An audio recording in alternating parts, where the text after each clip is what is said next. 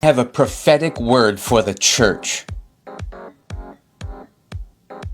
No, not really. But here's what I see among the younger folks in the professing church today, and what I saw very clearly during my time at the Asbury Revival. And it is the idea that sin is something that I am victimized by, rather than something for which I am at fault. This theological tendency is spreading, it is growing, and pastors in these days, and in the days to come, will need to address these ideas head-on from their pulpits. Sin is becoming less about crimes that I have perpetrated against God for which I am solely responsible, and more about a force outside of myself that works brokenness and trauma in my life. You should take note of those words, especially brokenness, and begin to listen for how brokenness and sin are starting to be used interchangeably or as synonyms. This idea works well with certain perspectives of spiritual warfare, and I'll give you an example of something I saw at Asbury. The person leading worship would cast out the spirit of anxiety.